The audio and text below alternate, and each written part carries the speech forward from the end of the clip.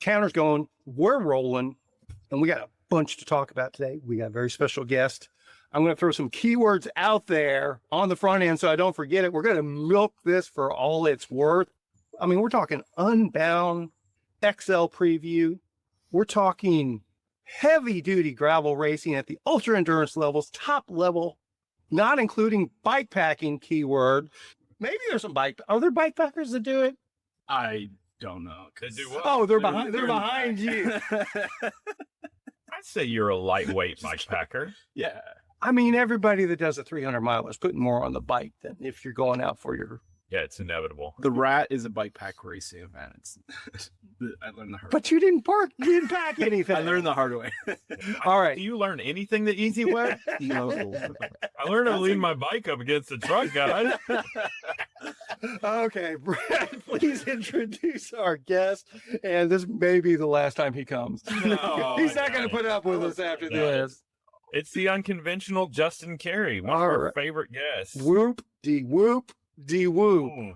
And yeah, I mean... And we have a litany of topics to discuss today. We have so much ground to cover today. But yeah, I think it's fair to call this our Unbound XL preview episode. Fair enough? Yes, I'm excited. I'm stoked. Excited for you, excited for the race, excited to see what the weather holds and how everything turns out. So I can't wait. Okay. First off, though, I'm going to ask Justin to kind of introduce himself, bring all these new people up to speed that may not have heard our previous Unconventional Justin Cary episodes. We do have a bunch of new listeners. Thank you, everyone, for all the hard work, for pushing us up the traffic list. We're really sneaking up there solidly. Yeah. It's kind of cool. Yeah. I've got a challenge for you today, though. Okay. You can only say flat pedals 3 times during the whole podcast. Okay. So, I could probably not say it at all. All right, let me do it. So I'll say a little bit about myself. Or Sure. Who is Justin Cary and why is he here? So I've been riding, I think, for a little bit, about 10 years or so. I started mountain biking. I switched to gravel probably 3 to 4 years ago. My first event was the Texas Chainring Massacre. Ever since then, I just fell in love with gravel. I still mountain bike, but not as much. I train road, race gravel. My biggest event of the year is Unbound XL, and it's like my A race, and I've been training like crazy for it this year. I've done it twice. My first year I did it in 27 hours. Second year I did it in 24 hours and 11 minutes. And then this year I want to do 20 to 21 hours. What was the winning time last year? like 17. I don't want to talk about it. No, I'm just kidding. It's okay. For reference purposes. Wasn't it like 17 hours? So 17 or 18 or something. Yeah. But if I can do 20, 21 this year, that's knocking 3 off. So next year I can knock 3 more off. I see where you're going. Yeah. Trend. It's a progression. Yeah. We talk about progression all the The time. guys are at the pointy end of the spirit. Unbound XL are ungodly. I mean, I think the average last year, and this is just going off of memory, I think it was an average of like 23 miles an hour. No. Not It's at 20. Not at Oh, XL. really? Yeah. Well, what was your finishing position last year at, what'd you say, 23? 24 hours, 11 minutes. Yeah, so I had 19. You were top 20 then. Yeah. Would taking 3 hours put you in the top 10 last year? I didn't check. Okay. I think it would, though. I'm looking right now. Okay. I bet it does. A 24-hour race, though, just a few years ago would have been first place. I get that. I get that. That's why that's why I'm referring to last year, because it's going to move up again this year. Exactly. We're probably going to, if weather allows, we're probably going to beat 16 hours this year. Yeah. Probably. So that's why I'm putting that second. Because my goal is top 10 this year, but then I'm putting that second thing there. If I could get a 20 or 21 hour, like that should be Top 10 based on last year's results. I think that's a fair goal to shoot for. Yeah. Yeah. And if it ends up being top 10 this year, fantastic. Yeah. Obviously, weather's always a factor.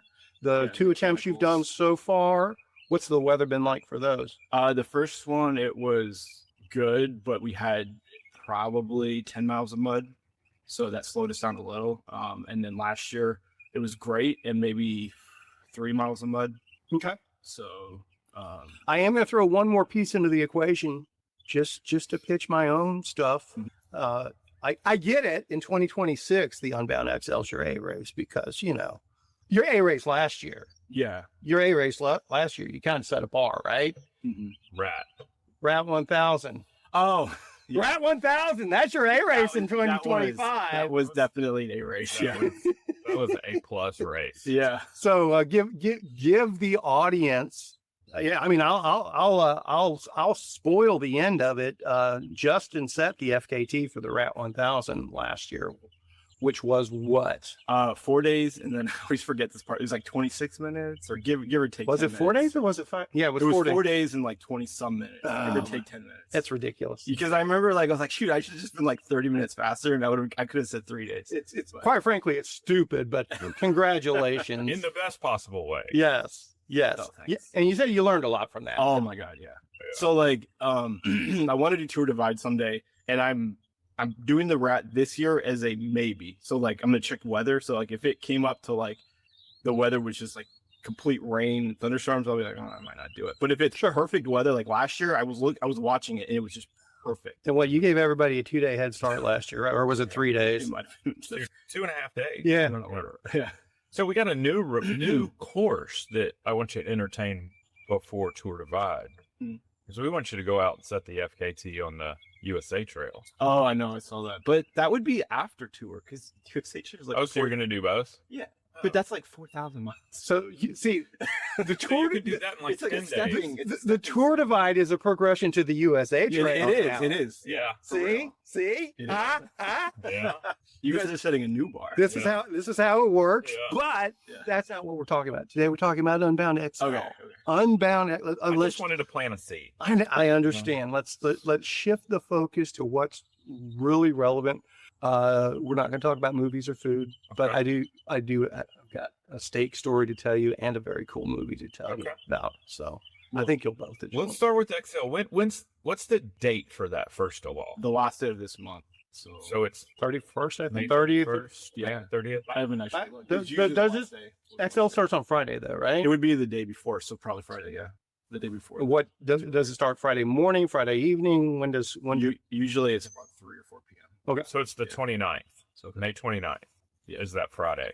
any idea how many folks are signed up for that one They this cap year? it at like 250, don't they? Yeah, but I feel like last year there was more. But it's kind of random, like because like some people don't show up, and then Oh yeah. And then there's people like Austin that just show up and just Yeah. if you're gonna go, that was a previous episode. We I've kind been trying to talk him into doing it yeah. because I think he could go out and just crush. Well, he did Judgment Day, and he like did it all without a car. correct. He did it by bike. Did the 70, right? No, he did the 100. He did the 70. Oh yeah. Because Yeah. Oh, okay. Matt tried the 100 and didn't quite. That's what it was. I want to do the 100 this year without a car. Okay, so you're going to do But Judge. I told him to do it with me, so I don't know if he'll, Okay. if he'll do it with me. But that's all dependent on the actual trails that are in the mix, right? I'll do it. Well, I mean, if they throw Sister Grove in the mix, it's going to make it tough. Yeah. Yeah. Maybe I'll put air bars on my mountain bike. I'm not Okay. doing it on a gravel bike.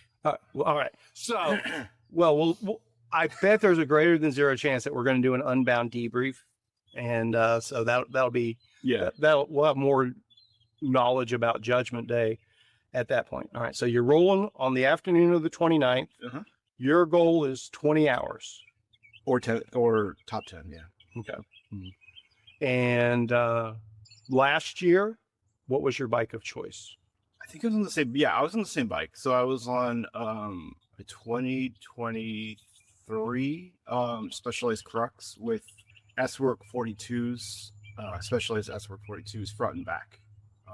That's basically what everybody wants to know, or tire talk is like what tires you're running for Unbound. I've used those S-Works for I think 6 or 7 300-mile races. I used it for the rat, and I've never had a puncture. But I'm actually getting away from the 42 S-Works because they're kind of like a little narrow. Mm-hmm. That's what I was just about to ask. Yeah. So I which finally got on the bandwagon of getting wider. so what is wider? So my bike can take 47 max front and back. A new bike. Time for a new bike. Well, speaking of that, I the mean- new Crux is coming out, Yeah. and it got leaked yesterday Uh-huh. on a YouTube video. Did you see it? No. Oh, well, they have pictures of it. I knew about it a little before for a reason I can't say, but Oh, come on. Nobody's going to hear this. yeah. Anyways, but the new Crux will have wider clearance. Yeah. It should fit like a 2.1. That About- should not surprise Fit- anybody. 50 millimeter clearance isn't even the minimum anymore. No, it's literally 50 the industry bare. 55 is really, Yeah. and it's going to be 60 soon. Yeah.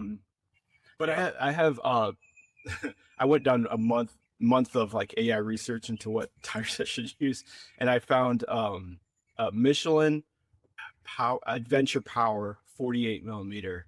They're kind of like nobody knows about them, but on the rolling resistance score and the rolling resistance side, it has like a rating of a 60.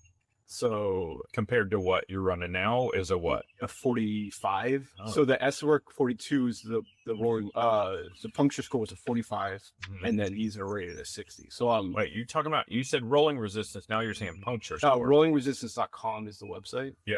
But you said the rolling resistance score. So you meant rolling I resistance.com said it score. wrong. Sorry. So it's the puncture score on rollingresistance.com. Correct. Yeah. I said But that what right. about rolling resistance comparison? So it's not as great, but I feel like it's like a triangle. It's Okay, like, so you're leaning on the puncture resistance Yeah. aspect of it. right, because I don't think you can have everything, and it's like weight, rolling resistance. It's the and classic puncture. tripod Yeah. scenario. Right. So I went heavier. What I told AI was like, I want focus on puncture score first, and then focus on weight, and then rolling resistance. So the rolling resistance is like I think 2 or 3 watts slower than the S works. Okay. But the puncture score is higher, and the weight is only 50 grams more, which is like it's 500 grams for a 48 millimeter. It's pretty light, Yeah. and they're slicks. Oh, they're slicks. Yeah, But they have some sidewalls. they're like a millimeter. What's it called? The Michelin Power Adventure Power 48. Adventure Power. Okay. Yeah. Do you have these tires already? Yeah, they're on there. Okay. Yeah. Just make, because, Oh yeah, if you don't have them yet and this massively huge shiftless episode goes up on Wednesday, they're going to be sold out around the world. yeah. Nobody knows what they are. It's kind of weird. It's like no one's talking That's about about to change. Michelin. They used to call it the Power. Lance effect. Now it's the shiftless effect. Yeah. Yeah. What'd you call them? Power what? Adventure? Adventure Power or Power Adventure, one or two. Adventure Power. Yeah. Oh, I have about 3,000 ish miles on them, and then no issues. It's not that much, but like it's still something. Oh, I took them to Arkansas, Okay. and it's 68 miles at Highland Gravels, and no issues. And like Arkansas is like a test of fire, you know. Sure. Yeah, that's not like riding the Fort Worth Trinity trails. To Yeah. test it out. That's a real world Yeah. test environment there. And I'll do a rule of 3 this weekend on them in Arkansas, obviously. That'll be a really good test of them. Yeah. That looks like a Kevin tire. It really does. I mean, it looks fast, but like the rolling resistance says it's not. But I use it in my road group. So I've been riding my Unbound bike fully loaded in all the road training groups I'm doing. Fully loaded. Can I see that again? Yeah. Fully loaded, and it's like 20. Oops, it disappeared. I don't know. What did you do, Kevin? No, you did it when you handed it to me. Every time I hand my phone to a boomer. Kevin's barely a boomer. He's like on the cutting edge of technology. I am technically 1 week into being a boomer. Yeah. I missed the cutoff. You locked my phone up. All I did was hold the back of it when you handed it to me. I don't know what just happened. Okay, Oh, where here is it is. I'll touch anything. that? Looks really similar to the Kenda pattern that I had on the state Mhm. bike that when it came out. Real similar pattern. That's all I'm saying. I'm not saying it's the same tire. I ended up liking that pattern a lot for doing everything. So staying on tires real quick, do you have any clue what the leaders at Unbound XL last year were running? I don't know, because I feel like most of those people are just paid to like. They're not choosing their tire. Yeah, The that's true. tire chooses them. And, You really have to who was the top yeah. 3 or 4. Lachlan on- was second. Well, Robert Britton won, but they were pretty close. and they're both going to have tire sponsors. You probably have to go to the back half of the top 10. I think Like, go to, like, Kenda. That sounds right. I think. That sounds familiar. But the winner was 17 hours and 49 minutes. Okay. It doesn't break down the speed. Okay. have So to do that. so they'll break 17 hours this year, not 16. Okay. Yeah. Unless there's mud. Unless We there's don't mud. know. Yeah. The weather is always a factor. I would say you probably have to look at the back half of the top 10 to find somebody without a tire sponsor potentially to see what a good chosen tire was. Yeah. Mhm. I mean, well, I will say this. I mean, Lachlan obviously chooses, well, I assume he chooses which pattern tire to go with. Oh, 100%. But he has to go with a sponsor. Next year, you might not be able to choose your own tire. You keep going the way you're going. I've been reaching out to companies, and like Redshift was cool enough to sponsor like just some free products. Promo code Fast and Flats. But like there's a stem company that they sent me a free stem. I can never pronounce it. It's like WEN. They sent me a stem. But what I've been doing is kind of self-sponsoring. I've just been making my own products. I think Yeah. that That seems to be a growing trend amongst fast DFW. well, the reality is there's no sponsorship money to be had now. Yeah. If you get product, you're doing well these days. Yeah. There's no, at least in the bicycle industry, there's no money to be had. But here's the deal on even taking product sponsorship, and I'll just insert my editorial here. Don't get me wrong, Redshift has been great to us over the years as well. So I'm a big Redshift fan. So I'm not lumping them in. I'm talking in generalities. When you have a product sponsor, they think they own you at that point. Redshift isn't that way, but their expectation is, oh, I gave you this washer that goes on your derailleur. You are beholden to me for the next 3 years. Yeah. Thing. They'll let you know about it. So self-sponsored is not a bad way to go. Along those lines, Mr. Self-sponsored, Yeah. for those that don't know who Justin Cary is, what else do you bring to the mix that might self-sponsorship might be worthwhile? Okay, so I know that you wear clips, but you also like dabble in flats. Mhm. So I brought you these, and I brought another one in case you want them, but only take it if you're gonna use them or whatever. I don't know. Oh my gracious. I want to check them out. Yeah. At the very least. Fast on Flats branded pedals? Yeah. I was not expecting this. I thought we were going to be talking simply cycling nutrition. I mean, we can talk about that too. But We'll save that for later, because I'm sure we'll talk nutrition for your Unbound XL. All right. Give us the elevator pitch on your Fast on Flats pedals. Okay, so the weight is the same weight as like plastic pedals. So I think it's like 350 grams, give or take a few. I love the stack height on this. Yeah. Mhm. And then the pins are removable. Yeah. So there's something. Do you have alternate pins, or is it just these? The egg should comes with extra. Okay. But there's something different about these than any other thing on the market. They don't have grease in them. So but let me explain why I like went that way. I have gone through, so I do like about 10,000 miles a year riding, and I burn. Seems light for you, literally. I might go more this year. I mean, that's just the Yeah. average if you look at my last. I take a few months off in December because Yeah. it's like the holidays and stuff. Yeah, that's fair. But anyways, I burn through pedals. Like Yeah. they just like, I know I take them apart, I re-grease them, I get the build kits, I do all that stuff. And then after I do that, they like break even quicker. Yeah. So these are triple bearings Uh-huh. instead of using grease. And so I brought this one. It's not branded, but the reason why is because this has about 5,000 miles on it, and it still spins like this. Wow. Yeah, that's pretty. That's impressive. Yeah, and there's 5,000 of my miles, which are it's like You're not gentle. rain and You're not shine and- gentle. Yeah. So what I did was I bought 7 different. So I bought 7 different like samples from the manufacturers in China, and just started testing them.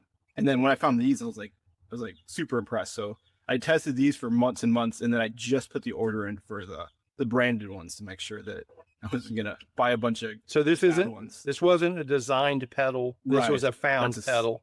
Yeah, exactly. That's nothing wrong with that. I was just wanting to These are certify that. incredibly smooth. They really are. And- Incredibly well, smooth. check this one after 5,000 miles. Yeah.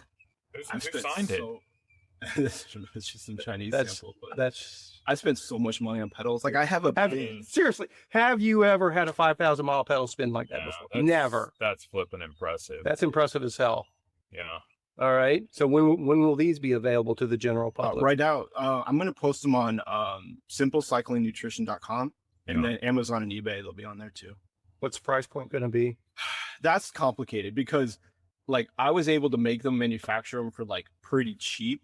You know what I mean, and import them for a good price. I understand But that. the problem is like I could make money if I sold them for $50. But if I sell them for 50, people are going to be like, "Oh, they're They're too cheap. They're too right? cheap. Sure. So I've had a few people give me like, "What do you think I should sell for?" I know a number, but I'd go $89.99. I was thinking 80.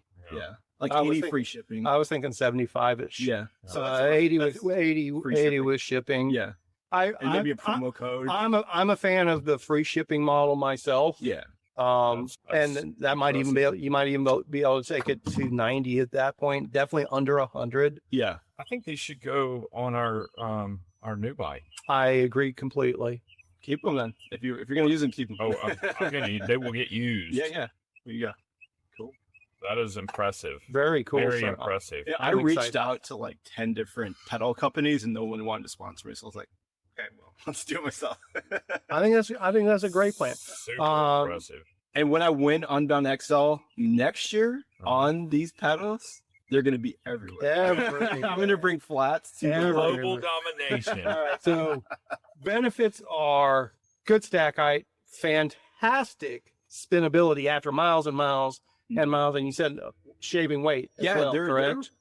they're up to 100 grams less than most metal pedals. And then the price is less. I mean, you could maybe get metal pedals for $100, but like it's pretty hard. Understood. Plastic pedals. And they see it, and you've got 5,000 miles on them. Then And zero maintenance. Zero That's, maintenance. that's the other zero thing. maintenance is a huge thing. Yeah. And they're all, quite frankly, they're almost disposable at that point. It's like if they do fail, just get another pair. What the Yeah. hell? I think you actually can change the bearings. I just have I understand. Yeah, I understand. It's easier for most people, and you want Right. them to get more pedals. Yeah. How about color options? Right now, no. But Just I'll black. eventually maybe. if I can Understood. sell enough. That's a down the road thing. Yeah.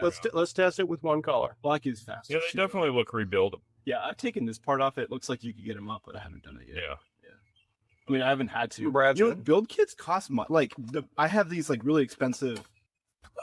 I'm going blank on what they're called. They're like titanium Oh. spindles. Here you go. I spent $250 on them. I bought the build kit. I changed it, and then they broke in like 500 more miles. I'm Here you- like, the build kit cost me $30. $80 delivered Yeah. as is. Lifetime replacements $125 or lifetime maintenance $125. People think they're sending it back to you just to repack them. Just go ahead and send them another pack. That's a good idea. Anyway, Yeah. let's get back to Unbound XL. Okay. 'Cause that's really what we're talking. So you'll be rolling those pedals. Yeah. You're going to be rolling the Michelin 48s. Yeah. Unless they were, I don't know, like if they puncture once before it, I'll give them a second chance. And I already bought a backup tire just in case Just in it's ready case. to go. But if I were to get like 2 punctures in the next few weeks, I might rethink it. But I don't think I will because I've already put on thousands Yeah. of miles. Understood. Yeah. Well, the rules will be a good test. Yeah. All right. So are you rolling a suspension fork or what? I took off my suspension. Fine. That's why we're asking Dude, these everything questions. has changed since I saw you guys last. There's Okay. so much of it's Yeah. changed. Okay. That is the big argument right now in gravel racing is bigger tires, no suspension, smaller tires, suspension. You know? I lean towards the bigger tires, no suspension. Same. I think that's a better model, Same. generally speaking. But I don't think that suspension's bad. I think it's course dependent. I think Yeah. around here you don't need suspension. Yeah. Unbound, you could. where do you North draw? course. Where do you draw that line? Though it's completely subjective. Yeah, You think there's going to be any suspension forks in the top 5 Unbound XL this year? probably. Yeah, Yeah. yeah. It was a pretty big trend for the last 2 years, Yeah. especially The last. question is, where there'll be a 32 in the top 5? 100%. You think there'll be a 32 in the top 5? 100%. Top 10 for sure. Top 10 for sure. I agree For with that. sure. I don't know about top 5 because I think the top 5, the people that are going to be in the top 5 places probably haven't been indoctrinated into 32 yet. I am Or gonna, their manufacturer, their sponsor, right. doesn't have a 32 that they're ready to put out. I am going to inject this now because it's relevant to that movie that I mentioned that I do want to talk about today because it confirmed to me that 32-inch tires will be the death of the cycling industry. But let's go back to Unbound XL. I don't know that you're incorrect, first of all. So All right. So you're changing things up. I'm not saying that's a bad thing, but that we start getting into the realm of, well, if it ain't broke, don't fix it sort of thing. There was nothing wrong with the tires you had last year. You didn't have failures or issues with them. Numb hands. Like my hands went numb just a little bit. Okay. Not crazy bad, but just a little bit. Even from the wrap, my hands got a little numb. They're good now. You're better than we've literally had people with numb hands for months afterwards. No, they were numb for months, but like they're good now. What are you doing for your bar tape and stuff? Now, I was about to ask, what's your bar and bar tape setup? I mean, you're running an aluminum bar, you're running carbon bar. Oh, carbon bar, but Carbon my bar tape. So I have a high stack height, which is like a new trend. And have you heard of the new high stack height trend? I have not.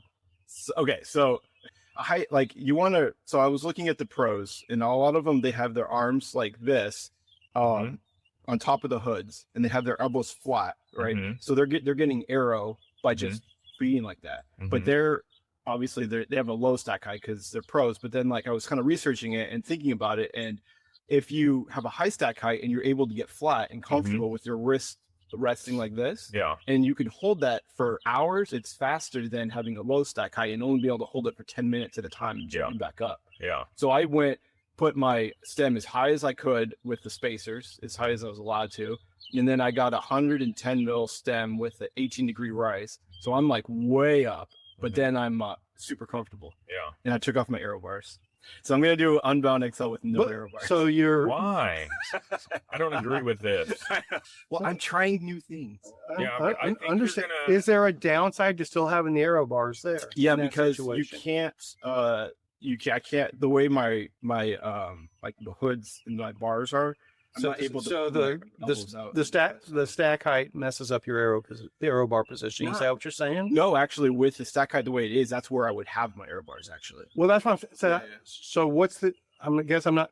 If plan A is, so I'm assuming you're using the top of the bar as your rest, right? And then you're doing reverse puppy paws over the hood, essentially. And that gives you your aerodynamic profile that's all one mass. Correct. Wind tunnel tested yet? No. we can break out the big ass fan and some smoke. Brad's got the smoke covered.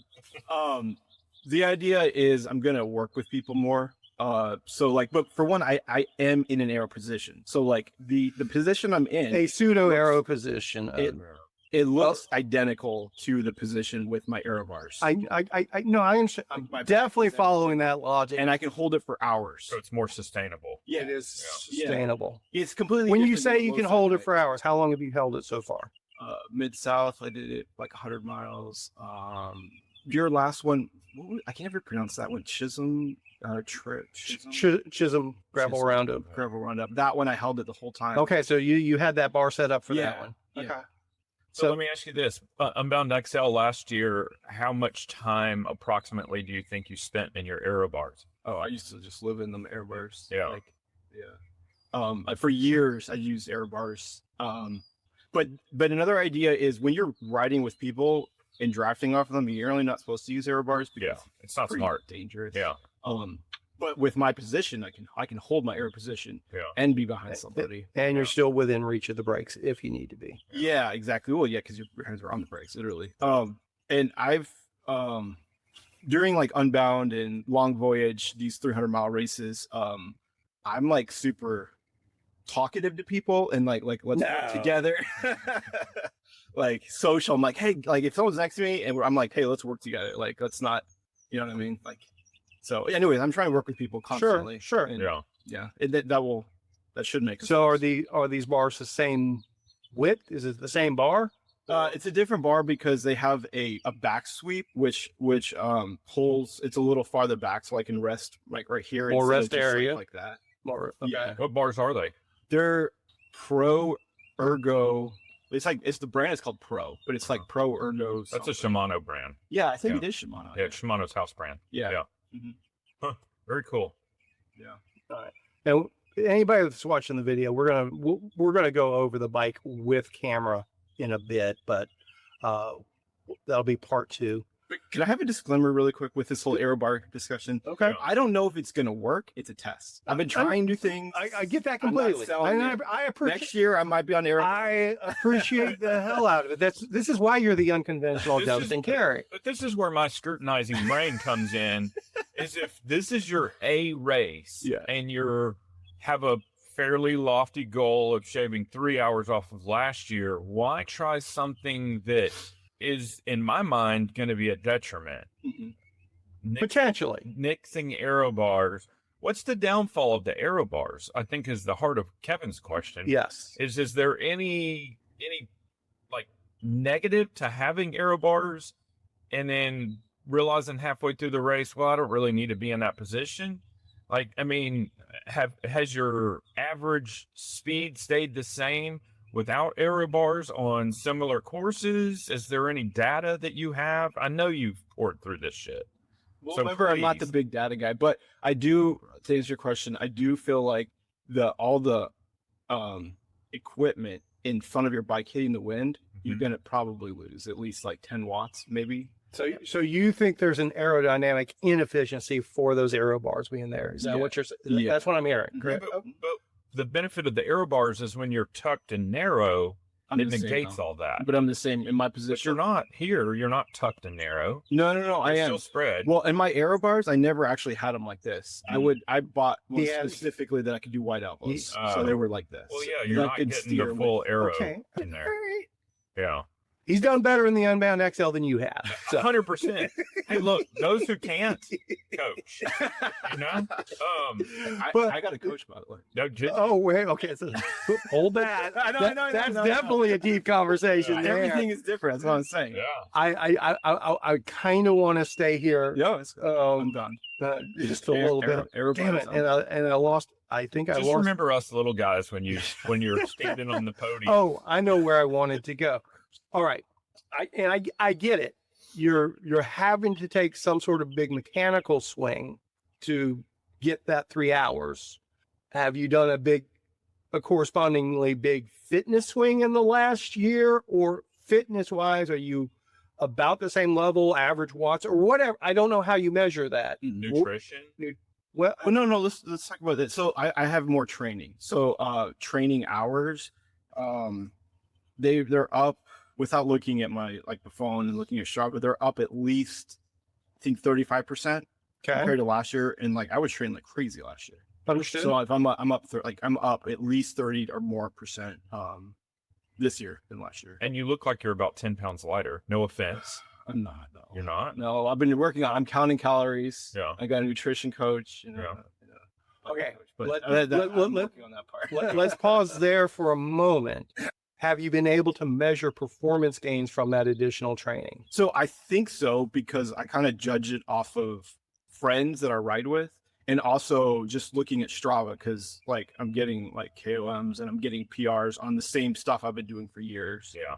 And I'm winning. So winning you don't have a power meter. Is that what you're saying? I'm gonna get one though. Understood. Yeah. You're at that point where you need a power meter to measure your changes. Yeah.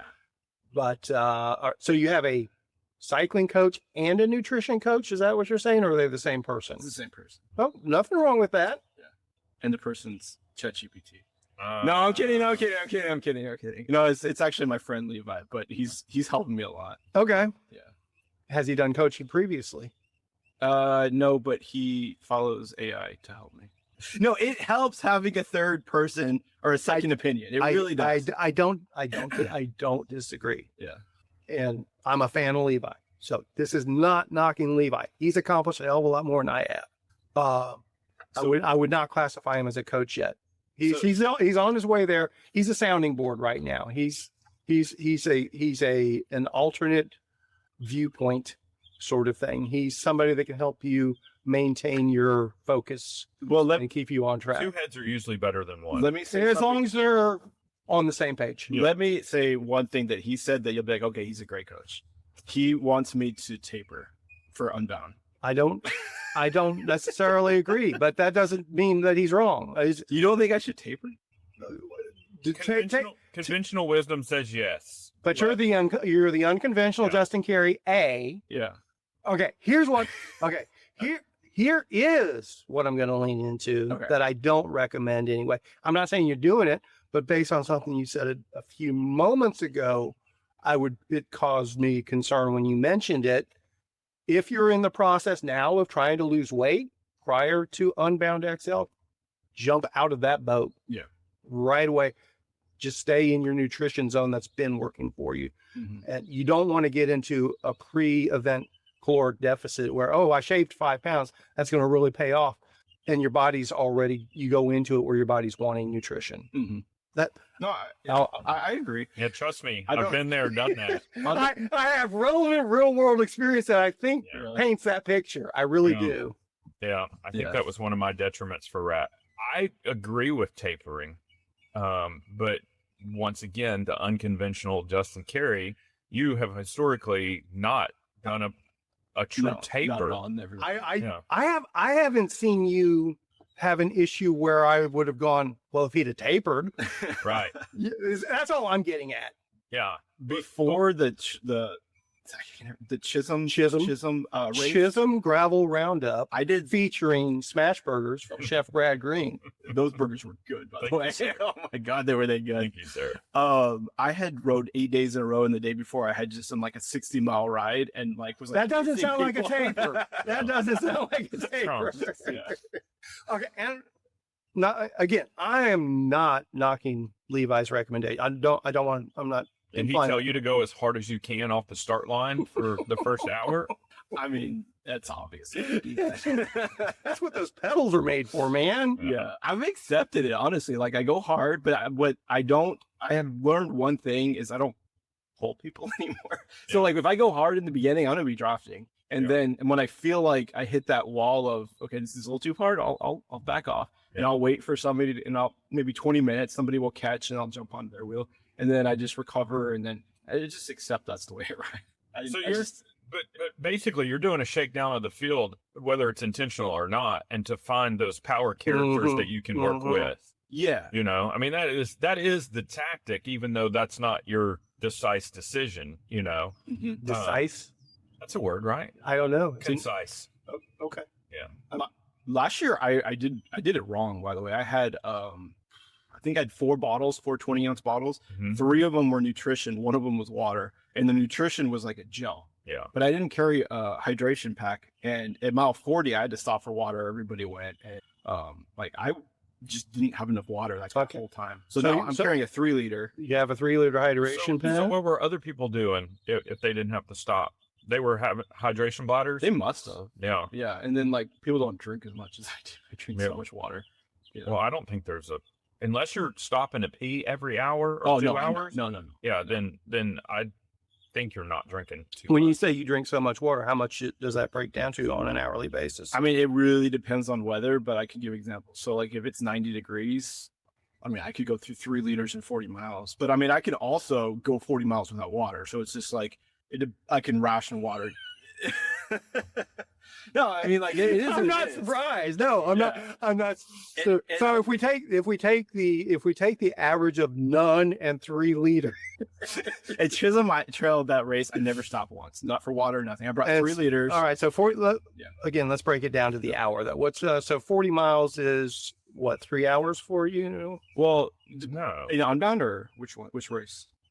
Ultra endurance. Your ultra endurance pace. I think I averaged 15 miles an hour last year, but okay.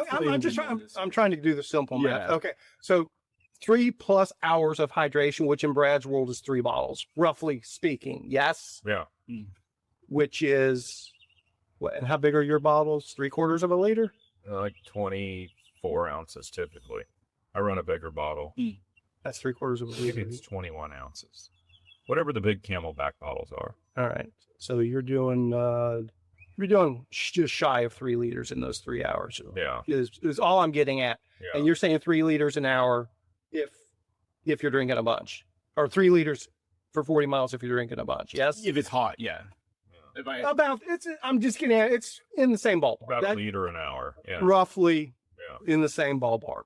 I don't metric very well. I know. But it's all dependent on weather, though, because like as soon as the night comes, I can go 100 miles without refilling. Yeah. But should you?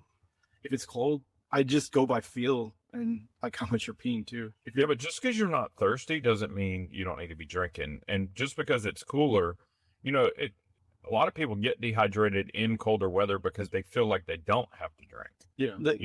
Because they don't drink enough. And the problem is, you're going to be riding through the night and into the morning. And if you're not drinking as much during the night, when you wake up in the morning and you're still riding, you're going to have catching up to do hydration wise, So just keep the slow trickle going. You know, that's what's positive about the hydration pack. It's easy to do the trickle. And that'll be straight water in your hydration pack. Oh yeah, yeah. Okay. And then I'll have like salt packets that I make these now. They're like little baggies and they're straight sodium citrate. So you can, if I feel like I need a little more salt, I can just pour that into a bottle or whatever. Yeah. Any changes to your simple cycling nutrition formula, or is that pretty much status quo? No, it's just been working for years. It's like 1 to 0.8 for maltodextrin to fructose, 500 milligrams of sodium. Did you hear where Caleb's a fanboy now? Yeah. He texted me. He said he loved it. I've noticed like not everybody turns into a fanboy, but like 1 out of 7 people that I give like sample packs to, sure, they're like, wow, this worked. That's a fantastic. Really, that's a fantastic conversion, right? Yeah. Nothing is the right fit for everyone. Yeah. The whole point of building is just a piece at a time. Putting yourself in front of more people to find more of the right people for what you do. Yeah. You're never going to convert everyone. Yeah. And that's an unrealistic hope or expectation that a lot of people put out there. If people do the math on the cost of it though, like when they buy it from me in person, it's $20 for 1,500 grams. 1,500 carbs. It's so cheap compared. Like you can barely, if you buy the wrong ingredients on Amazon, it's about the same prices or even more than buying it from me in person. Yeah. So I'm just looking at your list of notes you've given us here. our prescribed talking points that we're not going to adhere to for the most part.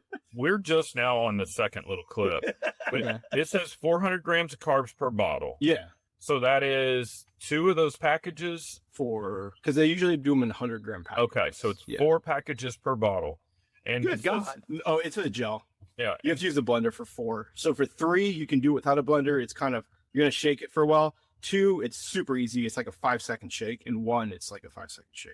So, but this is 2,000 milligrams sodium per bottle. Well, that would be, because it's 500 each, 5 to 4. Okay. Yeah. Okay. And then extra sodium backup, that's your sodium citrate that you're talking about. Yeah. And then carrying simple cycling nutrition packets in pockets, are they going to be pre-opened? No, because all mine are tear-offs. Yeah, tear-offs. Yeah. Okay. So and then this is the part that worries me. No solid food strategy. How does that worry you? You're not going to, like, you're saying you don't have, like, you're not going to carry any solid food, or you plan on not eating any solid food? I never eat solid food. He didn't eat solid food for the Rat 1000. I had some corn nuts. He had corn nuts. Or something. What is this? He had a handful of corn nuts and simple cycling nutrition for 4 days and 16 minutes or whatever it was. And no gastrointestinal fallout. Oh, never. You practice with what you use. Sure. You'll never have that. Another trick, though, is don't have a huge breakfast. Yeah. Like, because it needs to be. Okay. So then what is your real food taper process going into an event?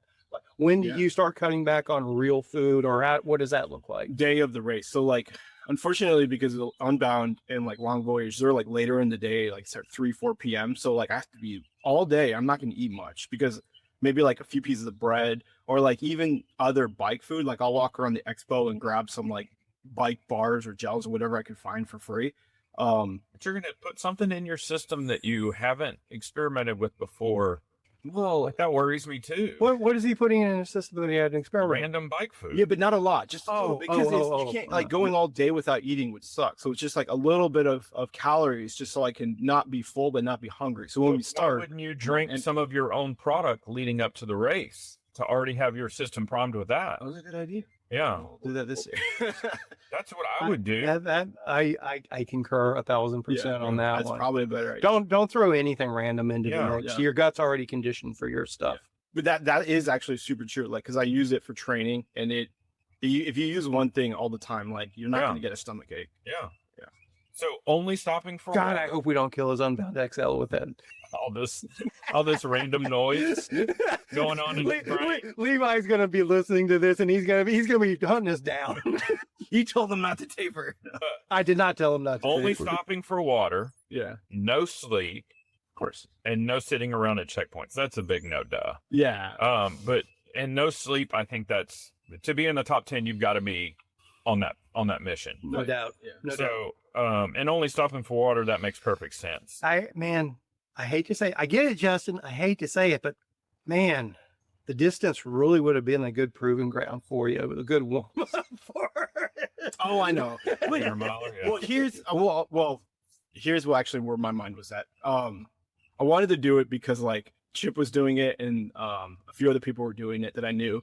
I don't really need a warm up for 300 only because I've done like 7 of them and I know what it is. Not the warm up, to test out some of this. Oh, to test my gear out. I thought you meant like to test me on a. Yeah, no, you're right about that. No, the new bar set, Yeah. the new bar setup, nutrition or whatever, tapering or not tape, whatever. Yeah. Well, my wife was out of town. I had no. That's what I'm saying. Yeah. I get it. Yeah. I deal, and that's quite frank. That is why we scheduled it when we did. It was for people to shake out new equipment or new methods or whatever else going into Unbound XL and what's the gravel worlds one called? What are they called? Long Voyage. Long Voyage. Yeah. But anyway, all good. I got 4th place at Long Voyage last year. Okay. Top 5. Yeah. So, are you doing that one this year? Yeah. Okay. That's probably on that list, isn't it? I don't know. I haven't made it past page 1 yet. On the very end, I have a race scheduled. Okay. So it's going to be like a 5 round. So caffeine strategy, usually one monster in the middle of the night, remembering to actually pack caffeine. Yeah, because I forgot caffeine once. Yeah, so how are you taking caffeine in pill form? I've tried pill and they don't work for me. I don't know why. Yeah, he's got a 4-pack of monsters in his nutrition class. So how are you carrying gum. caffeine? I've done gum before Okay. and that's worked. Maybe like the brand I got with the pills didn't work. I don't know. Yeah. I don't know what it was. I wasn't trying to steer you towards pills. I was just wondering how you're getting caffeine in your system. Yeah. Have you looked into putting caffeine into your simple cycling mix? No. Yeah. I don't want to. No. There's probably a little bit of liability with that caffeine. I meant for your own purposes. Oh, for me? No. Because I like to keep that stuff separate because you never know when you need it. And then, Yeah. Okay. I get it. But the strategy is caffeine only during nighttime, right? oh, yeah. Yeah. It's like a cheat code. When you take caffeine, it takes the pain away and blah, blah, blah. It gives you energy, but you can only use it so much and it doesn't work. Same thing with THC. Oh, okay. 100%. Yeah. Tons of pro riders are. I don't even want to get I into don't it. do Yeah. THC, so I don't know. I know. Yeah. But it's a lactic acid reducer, and Inhibitor. all kinds of other attributes. But anyways, Yeah. cold management. Last year, you got extremely cold. Mm-hmm. You're debating whether a rain jacket is worth the aero penalty. I get that. I have a really small one that's about that size that Mhm. packs really tight. Yeah. I brought it on the rat and it was lifesaver, literally. Yeah. Yeah. Like, But Yeah. I'm not So- gonna bring it though. You're not going to bring it at all, even if the weather forecast says it's going to be. Oh, good point. I'll keep it in my car. If the weather said it was going to be absolutely nuts, then yeah, I would bring it. I mean, obviously there's going to be a lot of last minute decisions, weather pending, you know, like you got to wear arm warmers and knee warmers. I'll bring arm warmers, and I have. I'm actually thinking about bringing my arm warmers are like really cheap Chinese ones, and I've actually put on my legs before. Do they say fast arm flats on them? Someone else told me no. Someone said I should do like a simple cycling nutrition arm warmer. Yeah. But, Yeah. I had another idea. I needed. I was thinking about making custom plug kits, like the bacon strip type. Yeah. And say fast on flats. Yeah. Because it's literally like Fast arm flats. Yeah. I get it. Yeah. Okay. Equipment setup. Ultra racing is logistics. Battery management. So battery. are you running a hub or are you just going off cash battery? Oh, I'm trying something new. Okay. Oh, new tell. Talk to us. Okay, so I used Phoenix lights for the last at least like 3-ish, like ultra rides. Even the rod, I use the Phoenix lights, and they're great. Have you seen those? Yeah. You know what Austin runs to? Not sure. Probably. It's a basically lot a of people- flashlight, and it has a little U, and the flashlight just pops into it. It looks like a normal flashlight. It's a bike flashlight, and Yeah. it lets you take out the battery. It's Yeah. like a 2700 or whatever Yeah. it is. And then you can bring extra batteries and then pop them in. Okay. But my batteries got old, so it was either I need to buy all new batteries, or try something. Or a different light solution. Yeah, and then so I'm trying exposure. Okay. You guys have heard of that, I'm Yeah. sure. Mhm. And then what I noticed was you can do a wired setup to it. So I'll have a 10,000 milliamp battery pack going to the exposure light. I think it's it's like the medium sized one. I think it's a 16 or 18 on the side of it. Yeah. Or something like that. But I can run it on high for 8 hours with a 10,000 milliamp battery. That's what AI says. I mean, you're only going to be going through one night anyways, right? Yeah, but I really like light because I've noticed you can only at night, you can only go as fast as you can see, at least for me. Oh, and if you push past that, you could be crashing. Sure. Yeah. Sure. Yeah. You can, using cheaper But- lights, you can always outrun your light. But the top 10 riders are outriding their lights. Oh, yeah. Right? So at some point you have to learn how to do that if you want to crack into the top. Yes and no, because I'm like super into the tech side of it. Also, like, so I think with this setup on high, this light is extremely bright. Oh, you think there will be no way to outrun your lights? Is that right? Yeah, because I'm going to use it. The battery, the light itself, I think has a 10,000, 5 to 10,000 in there. It's big. Yeah. And then I'll have a battery pack of another 10,000 wired into it. Right. So I can run it on high for like 7 to 9 hours or something. Right. But just the train's going to make you have to outride your light to go. Yeah, I mean, but it would be the best idea I can have the most light. But hold on, back up. I have one extra full light in my Silka bag in the back. Yeah. So like if everything Episode 143, not sponsored by Silka. I wish we could get sponsored by Silka. I love Have those. you asked? Love their products. Speaking of batteries and everything, so you have an additional battery, cache battery that's going to be wired into your light. Yeah. And what about navigation? So I'm unfortunately addicted to Wahoo, and it's only a 15-hour battery. I do have a V3, which is a 24-hour battery, but I'm not used to the navigation, and that's why I actually took a wrong turn on the Rat, is because every day I use a V2 for training, and then all of a sudden I do a long race. I'm like, oh, I should use the V3 and have a longer battery, but I'm not used to it. Yeah. So like it's kind of so I'm just bringing the V2 and plugging it in. That's what I was asking. Yeah. Why haven't you used the V3 in training and get better acquainted with it? That's a really good question. Okay. I should do that. Yeah. Well, not this monkey shouldn't. Right. After I'm done. You're right though. I should. And I don't think there's a problem with Wahoo. I mean, it's just like we said, it's the battery. The battery life. Yeah. But I mean, Wahoo makes a great product. Garmin makes a great product. It's Ford or GMC. Like, what do you want? You know, the way I see it is Wahoo's navigation is better. Every time people get lost, I look over. Oh, they're on a Garmin. Garmin. The wrong way. I can attest to that from an event promoter perspective. Garmin riders have more navigation issues than Wahoo. Well, Garmin doesn't play well with crossovers. Yes, they still have their issues with double backs and crossovers. Yeah. And turn it with a PSA to everybody doing the Spinistry races. Turn off auto rerouting. Auto reroute. Yeah.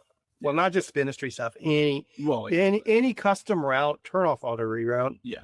And so you're also running battery drivetrain. Your derailleur has a battery, right? Yeah. So that'll be fully charged before the race. Yeah, I'm going to bring a bunch of them. That will be fully charged before the race. Yeah. Okay. And you're going to carry an additional battery or an additional 2 batteries? Like 4 of them, probably. 4?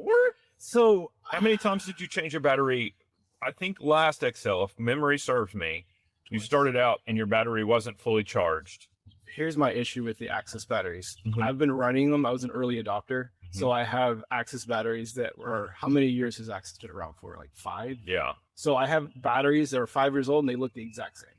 So I ordered yesterday a few extra Axis batteries and stickers. Yeah. So, and like, I found some company that makes custom ones, right? So the new ones that come in will have stickers. Yeah. So you can label them like ABC. Over the last month, I've gotten like 40 miles and the battery dies. And it's been kind of freaking me out because a lot of them are really old. I have a few new ones and a bunch of old ones. Yeah. So yeah, I might bring less if I use my new ones, but now my mind's a little freaked out. So they don't weigh that much. That's true. They don't weigh that much. Yeah. And it is better to have peace of mind because if your battery dies and you don't have a backup, you're... Oh, yeah. But there's a lot of shifting there too. Big question. When you transport your bike, like when you're driving from here to Kansas, do you take your battery off? If I remember, It's a good habit to be in because it's my understanding that that's the main difference between Shimano and SRAM. SRAM has a shake to wake, and Shimano has a shift to wake. Yeah. So, and I don't think those are their proprietary statements, but it's my understanding, unless SRAM has changed, that just transporting it on a bike rack Uses up battery. it keeps waking it up and waking it up and waking it up, and it's handshaking, finding, communicating with the shifter. And so you're just eating up your battery and eating up your battery. So I would recommend. I usually do. Yeah. But sometimes I'll leave the battery in, and then I know that battery is now a little bit used, and when I get there, I'll swap it before the race. Okay. Because like, there's always that fear of you take it out, you put it down, and then you forget to put it back. You lose it. You get up to the start line, and you're like, oh, now I'm down one battery. I've done that. Yeah. But not in a race situation, just in a casual ride situation. I drove from here to Knob Hills and pulled up in the parking lot and went, I don't have my battery. Yeah. Good thing you're a single speeder. Are you single speeding yet? No. We'll get you there. We'll get you I don't there. know if that will ever happen. Okay. We've got a lot to get through. Yeah. No aero bars. We already talked about this. Why you choose not to use aero bars, comfort versus aero, high stack height setup, new idea, lightweight but still aero, not full weight weenie mode. There's something. So so remember I was like a weight weenie probably like a year ago, or maybe 2 years ago. So I'm not a weight weenie But I don't anymore. think you were really a weight weenie. You I don't never even know- really- It was bad. No, it was I so don't bad. I even was know. Because you were throwing so much lightweight extra shit on your bike, you were not a weight weenie. Yeah, and you were like fabbing stuff and all kinds of stuff. So I don't know if we could call you a weight weenie. But Do okay, you even own a drill? Have you drilled any holes in your cranks? I drilled holes in my bottle holders to shave off grams. Not anymore. I'm recovering weight weenie. Okay. And now, Recovering weight weenie. but now I'm all about the aero. Yeah. I think there's more gains to be made in aero than there is in weight. no doubt about it. No doubt about it. I mean, unless you're on an incredibly hilly course where you have sustained climbs, then weight is more of a factor. Or if you're just not moving fast, then, I mean, I think aero gains, Dylan says you have to be going above 15 or 18 for them to really 15 for them to start kicking in, 18 for them to really maximize. go Yeah. next level. My joke with my friends is always just like, if it is it Dylan Johnson approved? Like, this blah blah blah is Dylan Johnson approved. We can do it now. We can't do it yet. That's not a bad bar to set. Yeah. I'll tell you that right now. Okay, so bigger tire believer now, running 48 Michelin powered Venture tires. We already talked about that. Mountain bike setup, 2.4 Vittoria Peyote. Speaking of which, that was the rollingresistance.com. The new 32-inch Peyote is the fastest tire they've ever tested. Yeah. I'm sure there's some caveats to it. I didn't read all the asterisks and stuff. I'm sorry. How did we drift into 2.4-inch tires? On I a just mountain bike. randomly had that on. Yeah. So we'll save mountain bike discussion for another for the debrief when he goes to Judgment. And then we talked about your fast on flat pedals. Now we get into rule of 3. Now there's only 12 miles of single track. There was a lot of hullabaloo about that. Yeah. I was talking to Caleb about this. Is it rule of 3? If it's that's all the that's that's not. So here's the backstory real quick. Man, So this is the first time hearing about it. Sorry. They posted. I might get this wrong, so forgive me. But they posted the course, and there was a big discussion, and a bunch of people went off and were like, "Well, why don't you just call it Rule of 2 at this point?" And so they retracted the course, and then they put it back out, and it had more single track, but it's still only 12 miles, whereas last year I think it was 25. I did the 200, so it felt like it was like 75. Yeah. But so there was a big backlash. They kind of retraced and released a newer course. So they're giving into the Euros. Yep. I don't agree with it. So obviously, I think they want people not to use mountain bikes, and I was planning on bringing a mountain bike if it was that's the whole point of rule of 3. Which bike is the wrong bike this year? Yeah. Well, I don't like underbiking anymore. Yeah. I'm old for underbiking. Get out of this van. This is the van built around underbike. So, and then what your brain does after 20 plus hours awake, mental negotiations during low points. I mean, you're always going to have a low point, and you just get through it, and then it gets better. Staying focused overnight, emotional. I'm just going to read these and then we can discuss them. Okay. Emotional highs and lows, making alliances during the race. I think we already Touched discussed on that. Working together at night, also group pacing benefits, all those kind of fall into the same point. I'm going to edit all this out. So Okay. Sorry. You What? usually do edit me out anyways. I hardly ever do lately, but yeah, just going down the list. Actually, that throws in some really time relevant keywords. Let's talk about rule of three a little bit more. And I'm fascinated at the moment now. Obviously very timely if we launch this Wednesday, going into your rule of three this weekend. Mm-hmm. So how many times have you done rule of three before? I've done rule of three 200 one time. One time. Yeah. What are you doing this time? They don't have a 200, so just 100. Okay. Yeah. And I'm not up You to sound speed. so disappointed. I know, I am. I emailed her and I'm like, really? You took it away? She's like, yeah. I asked her to put a rule of three 300 in, and she's like, well, we're not even doing the 200, so. Don't get me started. They're road washing it. I will not speak ill of other events. I'll leave it at that. I will. They are successful at what they do. Good luck to them. More power to them. So how many people are you lining up against this weekend? Do you have any idea? No, I mean, my guesstimate is probably 500. Okay. But I'm not really racing it. I want to. When are you not racing? I know, but because bless you. Mainly, it's because I don't want to crash it and mess up Unbound. Sure. So like during the single track, use me really. I get that completely. So what is your goal for? And I'm not saying it has to be a finishing position. What are you hoping to accomplish this weekend? Not crash. Okay. You want to survive rule three is your goal at this point. But what are you trying to vet anything or prove anything? Like fit on your bike, or your handlebar setup, nutrition, your maybe my tires. But like even then, even if I were to get a puncture, it's Arkansas, and it's like everything punctures. Do we know what the weather's supposed to be up there? A little rain, maybe. Okay. Yeah. Which that course does really well with rain, anyways. Well, not if they take the single track. So, are they adding more gravel, or are they adding more road to make up for the lack of single track? I have no idea. Do you have any idea what the mix is? I didn't really look. So are you going to ride this bike? Yeah. Okay. Unfortunately, I was gonna do a mountain bike, but then like 12 miles, it's just nothing. Well, but is it? Do you have drop bar experience on the single track up there? Yeah, I did the 200. Okay. So you did that on drop bar, and I've done 2 of your races that were basically the same thing. I don't know how my single track compares to their single tracks. All I'm getting at. I mean, North Shores. Comparable. Yeah, for Okay. sure. Fair enough. Yeah. Fair enough. But it's not my favorite thing anymore. Is to be on single track with a dropper bike. It's just personally, I don't like to crash anymore. Have you tried 2-inch plus tire drop bar on single track yet? No, but Do you think that would make a difference in your for sure. confidence? It's just my bike can't handle that. But. Well, all I'm getting at is I'm a firm believer in the drop bar mountain bike scenario myself.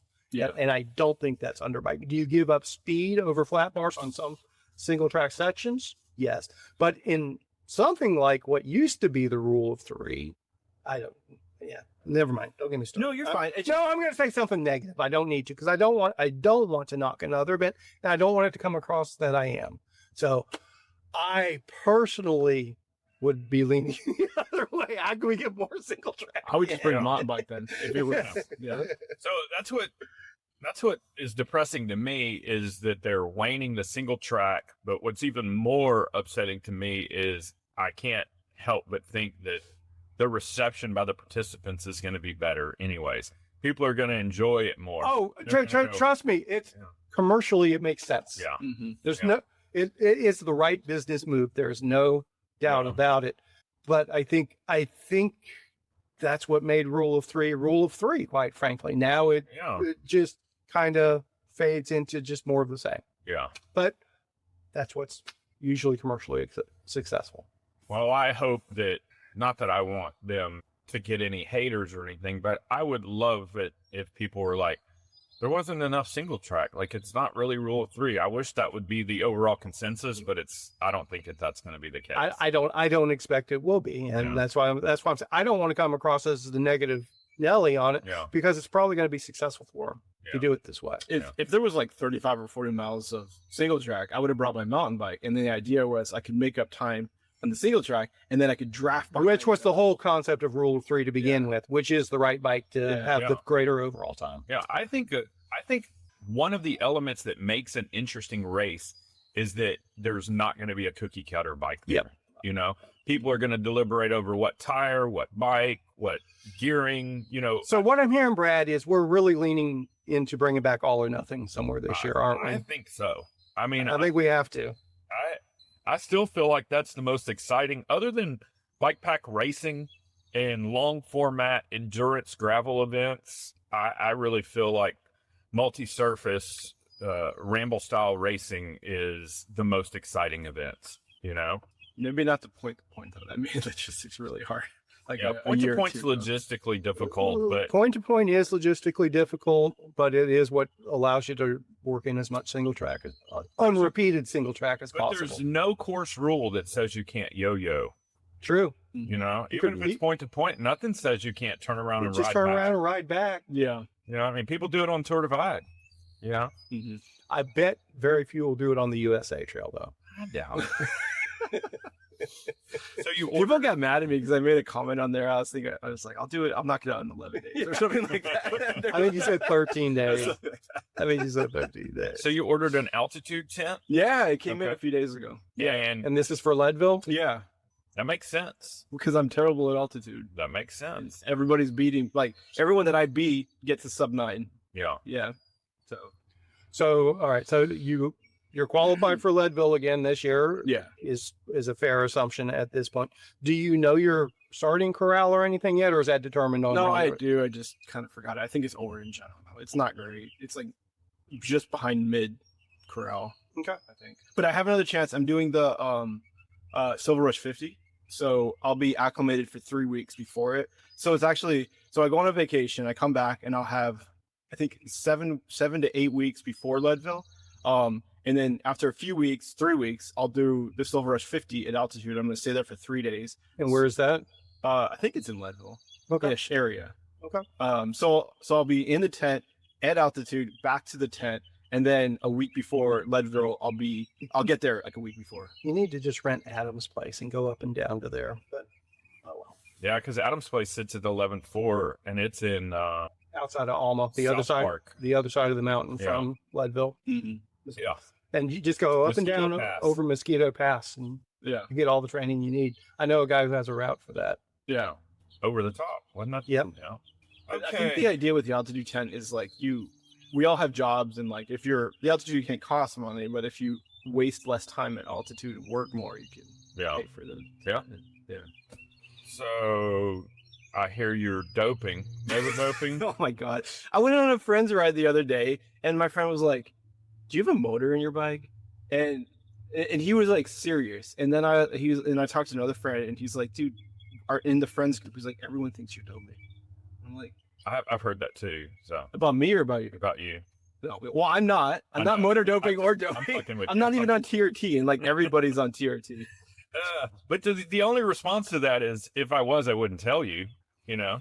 I guess. I mean, I didn't even think about a response. I was just like, Are they basing that on your performance in group rides, or are they basing that on what you're doing when you go to your events, or do you? like probably more group rides because So people that really don't know what they're talking about to begin with, So and they're used to being the local hero in their They're little, just jealous that you're getting stronger. their small pond. so I'm doing like a huge training block, which is Levi's idea actually. Mhm. So I have 28 hours in 7 days, Mhm. and then in 14 days I have like 48 hours. Yeah. And then before that, it was like 15-hour weeks to up to 20-hour weeks. So Yeah. I stepped it up. I don't know what percentage that is. Yeah. It's a lot. Yeah. But Wait a minute. Where's the taper in that? You've lost I was me. thinking like a week before, start slowing it down a little. But like, with my fitness has gone nuts. Like I did a group ride last weekend, and it was like everyone was like at 100%, and I was like just chilling at like zone 1, and like it was like I feel like I'm in the best shape I've ever been in on the bike. I get that, and my guess is probably anybody that's given that feedback thinks that because you don't look like you're a Real twig fit. on Yeah. on a bike. That's ultimately what that's all about.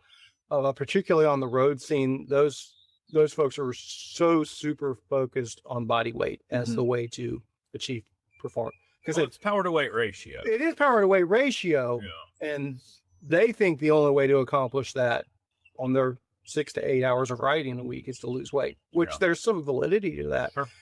They don't ride 25 hours a week. So the taser's working for you too? Oh, the taser, yeah. I gotta show you guys off camera. It's well, I think I sent you the link. Yeah. It looks like a pen. Yeah. And I bought the one like the big one that you had mentioned, and it works. It's just kind of bulky. Yeah. But like this pen one is almost as strong as that big one, and it is arrow, and it fits in my bag, and it fits in your pocket, and I can just whip it out in a second. You don't even have to hit the dogs with it. The sound is Just the sound. so Just the sound. That's the whole intention behind it. Yeah. And you're not aiming for the dogs. It's just there's something about that sonic thing that just. I mean, I have some stubborn dogs while I aim at them, but I've never actually had to they've never gotten close enough. But I don't think it wouldn't kill them if it hit them. No, definitely not. But that's never been the intention. It's just the sound. Yeah. That just discourage them with the sound. Yeah. It is amazing though. Everyone needs it. It's $20 on Amazon. It's like it's a game changer. Yeah. I was blown away. Yeah. Blown away. So you've already ordered your Crux? No. But you're going to. I'm not going to say that. Do you know I think it was the first. Oh, he's shopping for a bike sponsor. No. He's shopping for a bike sponsor. I actually did at an expo, and everyone just was like, no, we don't know. We don't know your YouTube channel. No. No, years ago, I got in trouble when I talked about buying a new bike because my wife didn't know until she saw the podcast. So I'm not shopping for a new Crocs. We're used to getting your wife mad at us. I don't think she watches my stuff anymore. She's over it. Yeah, the new Crux looks good, but I don't know. I don't think it's a tour divide bike. I'm sorry. Did we say what the max tire size was going to be on the new Crux? That hasn't 100% linked, but at least 2.1, I think. 2.1, okay. So 55 ish. So that just took me a second to catch. So the next bike that you're looking for needs to be a Tour Divide bike. That's what I'm hearing. I think so. My bike I'm happy with it. I can dream about the new Crux, and to be honest, like I might wait a year or two because like there's like right away it's gonna be like $5,000 just for the frame. All I need is a frame. Yeah. But like if I wait, and just pay attention. It could go on sale for like $2,000 for the frame. But if you're looking for a Tour Divide bike, why would you look at beyond a Cutthroat? It was N+1+2. Yeah, but I'm saying Cutthroat is like the bike. Yeah, for Tour Divide. Maybe. I mean, it was literally designed for the Tour Divide. Yeah, but when I do the tour, it's not the finish. I want to get the FKT. The what now? I want to get the FKT on it. You do? Yep. Yeah. I want to get it first time. Hey, this is what you said about the Rat. Go, keep saying that. The Rat hasn't had the level of competition the Tour Divide has had, though. Okay. And the logistics on Tour Divide are way, way different. Okay. I mean, dude, trust me, I'm in your corner. Yeah, I support you. I support you. Don't say the opposite. That's what everyone said for the Rat. Well, I'll tell you this. I've only talked to maybe half a dozen people that have completed the Tour Divide, and every one of them, just like your Rat experience, right? Yes, you did phenomenal. You blew everybody out of the water. But how much did you learn doing the Rat that one time? Mm-hmm. Now compound that because of the elevation, because of the town stops, because of the remoteness, because of the distance. Mm-hmm. Everybody that I've ever talked to said I could go back next year and shave off 2 to 3 days just because of logistics and stuff. Just familiarity. And then also your window brings weather into the equation even more. So I think it's not surprising that you want to go get the FKT first pull, but it's more than likely you're going to learn way more than you anticipated, and you'll have a different outlook going into it the next time.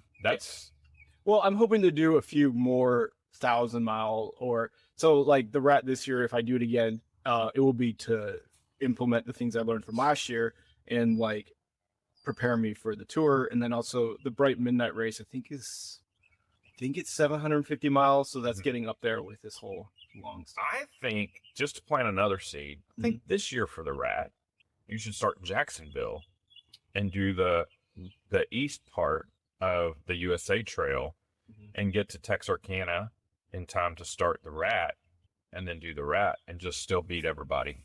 I have to plan it around little sugar and big sugar.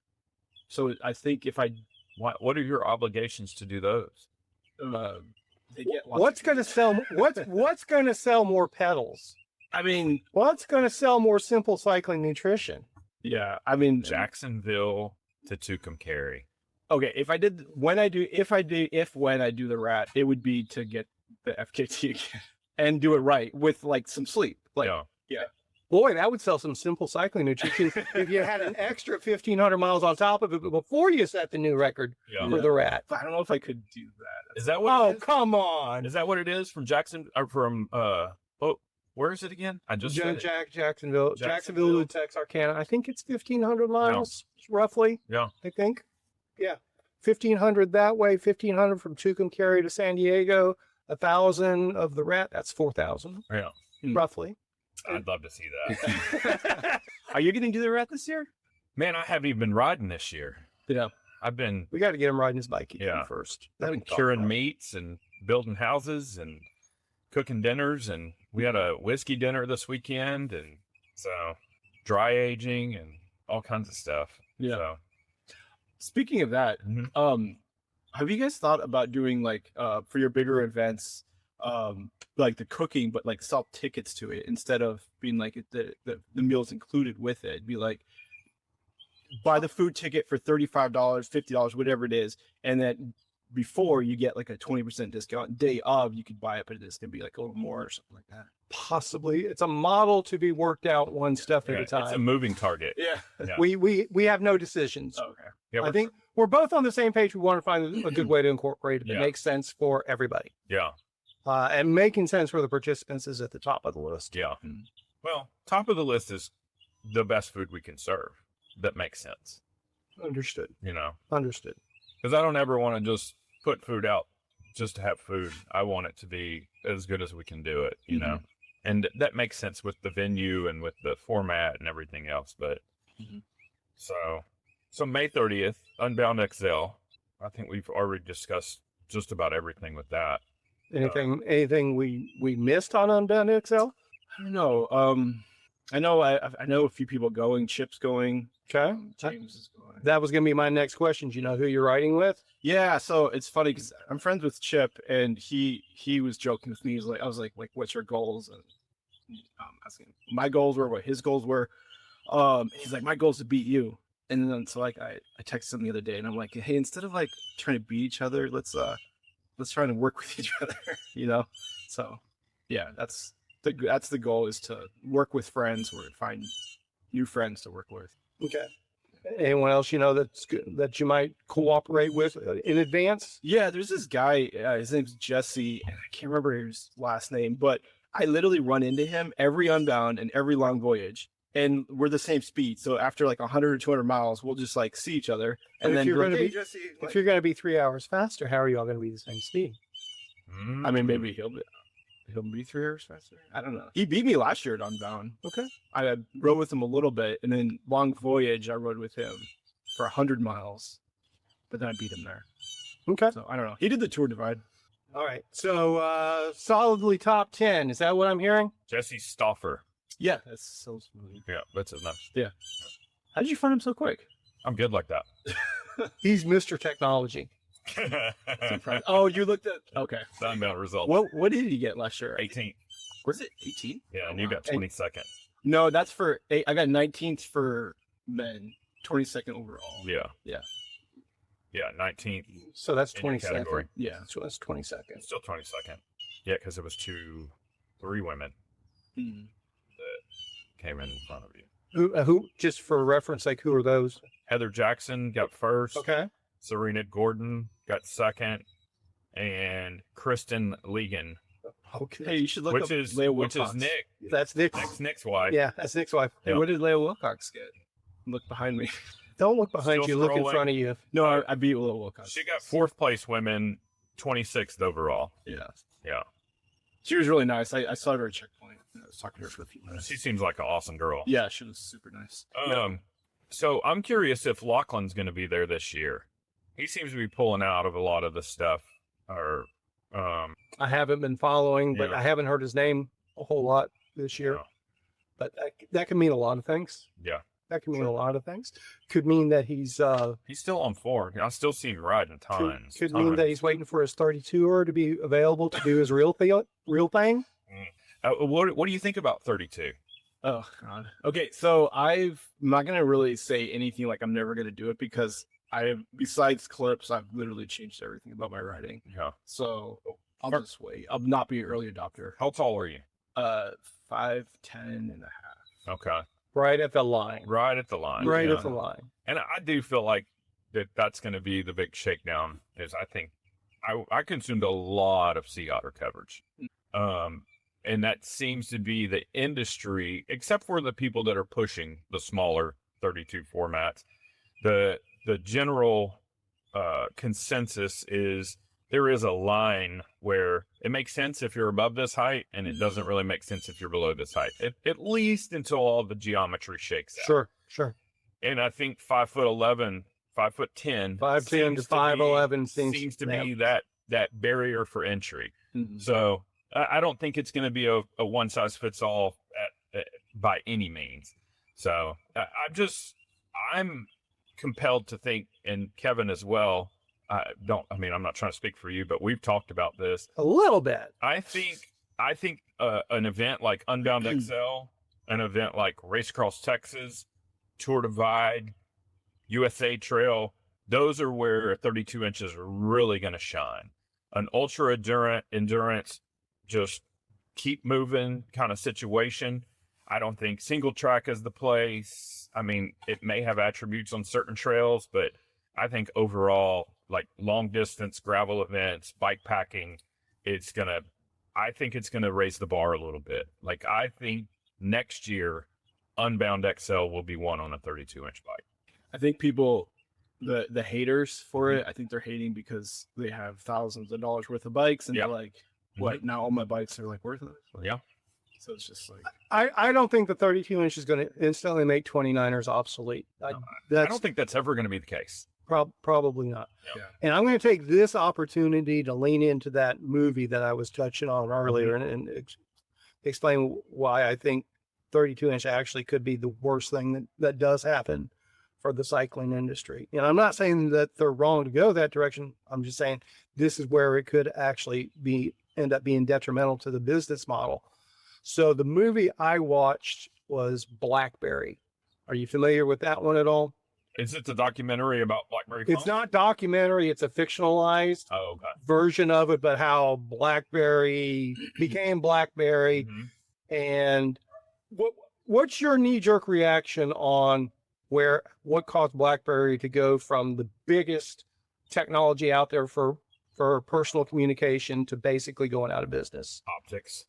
Mm-hmm. Well, BlackBerry was with it had a touch like numbers, like it was a touch. It was a full QWERTY keyboard. Right. Yeah. It was a physical keyboard. I don't think they went to the screen like everyone else did. Mm-mm. So you're both right in a way. The perception is that BlackBerry went out of business basically because of the iPhone. Mm-hmm. Yeah. Apple knocked them out of business. That's actually not the case. Actually, BlackBerry was still the biggest market share up until 2011, 2012. So can I change my answer? Because Gage and I just had a discussion about BlackBerry the other day. Okay. BlackBerry is only 3G. They never transitioned to 4G. And there were a lot of reasons for that. Yeah. So what we have to go back on is, why did BlackBerry become so dominant to begin with? Because if you were in the business world, if you were an executive, you had to have a BlackBerry. But why was that? Because you could respond to emails and send elaborate texts and stuff and check stocks. And why was BlackBerry the only option for that? That I don't know. And that's the root of it. BlackBerry became successful because they basically hijacked the carriers and how to work around their basically anybody that was into text in the early 2000s was paying 10 cents a text. They had a BlackBerry communication. I remember that. It was like you could talk to other people on BlackBerry, and it was a closed thing. It was unlimited texting for free. That's like, remember Nextel, text to talk? Or Somewhat along the same lines, and where the Cary, and that was Nextel and Sprint. That was that was where they kind of fit in between the cracks. But AT&T and Verizon and Singular forced them out of the network. They kept BlackBerry in the network because BlackBerry was selling. They were selling a bunch of BlackBerries. Yeah. Was basically what it boiled down to. But what the fundamental aspect of it was free texting. That's what made them huge to begin with. And even though Apple didn't help them grow at those astronomical rates, and they actually started losing market, they were still huge. What eventually killed them was people adopting Android, but it was because Verizon, AT&T, and Singular were pointing people towards Android devices and not BlackBerry devices. But is that just a U.S.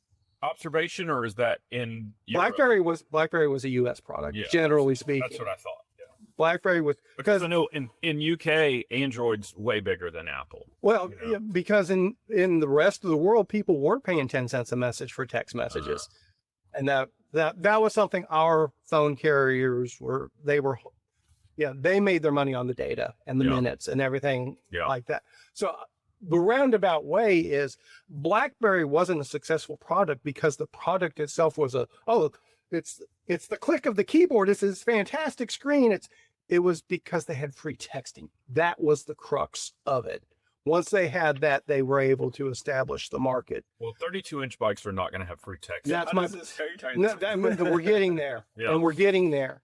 32-inch bikes aren't going to offer this clear-cut benefit over everything else. Right, not for everybody. It's not a one-size-fits-all. It's not. Yeah. But the way the bicycle industry is reacting or acting around 32 is like it is the salvation that's going to make everything change, and it's not. No, I don't believe that. And either. they're focusing way too much on 32 being their salvation, and they're basically not keeping their powder dry. It's just a new shiny. I mean, and I think we're beyond new shiny. I think a huge chunk of the industry is leaning on 32 to be the salvation. Well, I said this months ago. It's a life preserver in a drowning economy. You know, I think a lot of bike companies were probably in a position where they were contemplating folding up shop, and then all of a sudden there's this new platform, and they're like, we can either file for bankruptcy or we can put all our chips on this. Well, it does. I mean, it does. And I'm not saying that's every bike company. No, but yeah, if you're on the verge of bankruptcy, you're beyond salvation to begin with. No. It's actually it's the people that are putting themselves into bankruptcy now that wouldn't have been. That's my point. I can see that too. And that's my concern about it. And I'm not trying to be negative, Nelly. Yeah. It's 32 can have fantastic benefits. I still think. Hey. But along those lines, like I was saying, I mean, the iPhone was transformational on the technology. Yeah. Right? Yeah. People look back and go, oh yeah, iPhone came out in 2007 or 2008, whenever it was, and everything changed. It didn't change it. It took 5 years for that change to go through. And that's with Apple's resources on an iPhone that everybody in the U.S. can use. Yeah. We're back to the niche upon niche upon niche of ultra endurance cycling, 32-inch wheels. Nobody has the resources to make that a global demand. Yeah, I don't think there's a Lucy.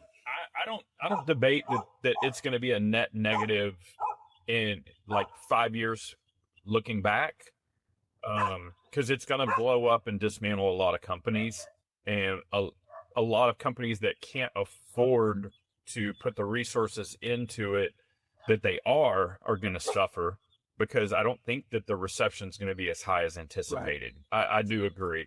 But I also, in an optimistic standpoint, I do think it's going to have a foothold in the cycling industry. It's going to carve out its own niche, but it's, once again, like you said, it's going to be a niche upon niche upon Lucy, niche. Sweetie, baby, Lucy, come here. Come on up. Come say hello. Come here. Oh, I'm so sorry. She hates you. I know. So I do. So, I mean, I think 5 years from now, 29ers will still be around, but it's going to be a tiny faction, along the lines of where 27.5 settled out. But I think it'll definitely have a higher market share than 27.5. We Much higher. gotta pause. We gotta pause. Lucy. And make her my taser. No, still. We're hot on version 2. Going to be a little bit different audio quality, but this lets us get the close-up on the bike itself. We'll try to do our best to do this with word pictures as much as possible for those who are just listening, but you probably want to watch the YouTube version if you do actually want to see the bike. So first off, again, what's the bike, Justin? This is a 2025 Specialized Crux. 2025. How many miles on it, roughly, do you think? 20K. No, because it's not that old. So- Maybe like 7,000. Okay. Over 5,000, less than 10,000, Yeah. fair to say. And what wheels are you rolling on it? These are just the regular Trek Bond Trigger wheels. Yeah, they were like a few $100 if my wife is watching. I named it. Yeah.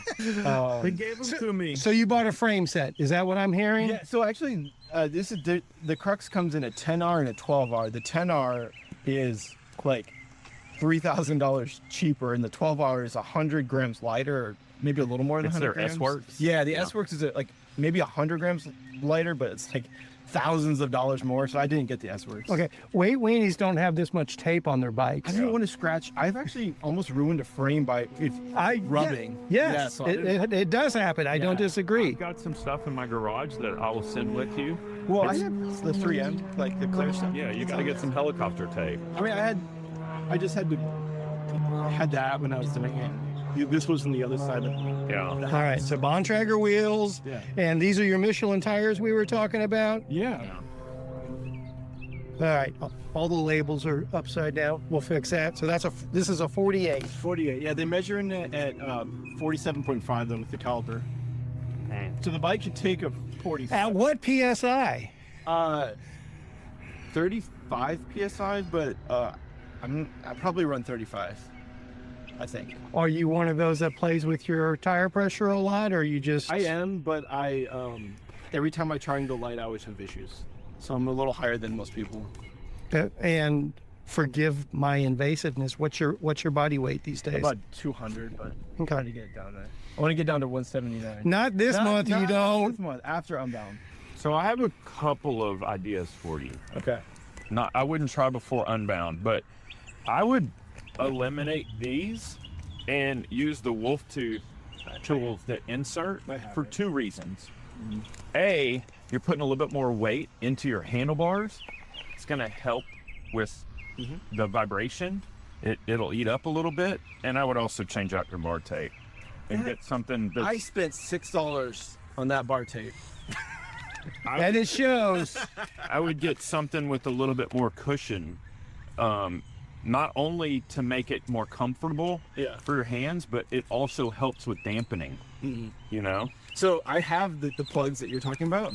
The problem with them are they're heavy and they won't hold enough. Like these are like completely full if you kind of press on them. Yeah, but what's in there? Stuff. What's in these bags? No, let's not break them Should I open. open them up? You can tell us about it. Okay, so if you want to know the exact breakdown, I have on my Fast on Flats channel, YouTube channel. I break down this entire bike for 30 minutes, and I go through every single part. Roughly what goes in these bags? There's a Wahoo, a tube.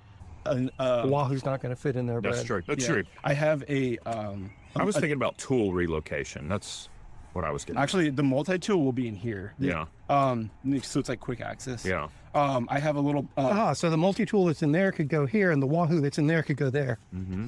We're just messing with it. I don't like multi-tools that have the little bits. So any multi-tool that would fit in there would be all pieces, and I've gone down Yeah, that that's route. true. Okay, so this is a combination of backup stuff and Anything that's deep concealment that I would only need if something were really to go wrong. Like those are your SOS bags. Yeah, exactly. Okay. So anything that's like not so like batteries or like a multi-tool, I'll keep here. I'll have the Silca Grande right here. I forgot to put it back on. Is that the boa strap one? Yeah, nothing big. It's gonna. My idea is I want to look like a 200-mile rider when I pull up. Make sure your boa strap's good and clean before you go out. Yeah, I learned that with that one. I put oil on it sometimes. Okay, to makes sense. Keep them Makes sense. And on the zippers, they'll get tight. Yeah. So what, Stick on your zip. One more bottle right there. another bottle does go there. It's just not on the bike right now. Yeah, these feedlots. So 400 carbs in there, and then you just swap them as you go. Okay. Makes sense. Yeah. And then I might have to get a different one of these. I was actually planning on not even running this because the battery is like 5 hours. It's old. Well, yeah. It's like pointless. What's the life on the new one that came out this year? Someone told me it was 24 hours. I thought it was a 24-hour battery on the new one. What the Wahoo is? I don't know. I think it's in the same range. Yeah. So But I don't know anyone that's using the Wahoo. I'm not knocking it. Don't get me wrong. I'm ask Brad. I'm a Wahoo guy over Garmin Crooked though. most of the It time. drives me crazy. What's crooked? Oh, that I know. That's crooked. Yes, I know. Okay, all right. I'm gonna fix that. But It's messing up my OCD. that's one of those. The Varia has proven itself to me just to be the cream of the crop for so long. Yeah. I'm really going to need to find something that disproves the Varia before I personally jump ship from it. I'm not saying it can't So happen. everybody's getting into the radar. Yeah. At Taipei Cycle Show last year, there was And all 20 of brands. basically all of them have sucked. because of battery life. Oh, except for the Varia. Yeah.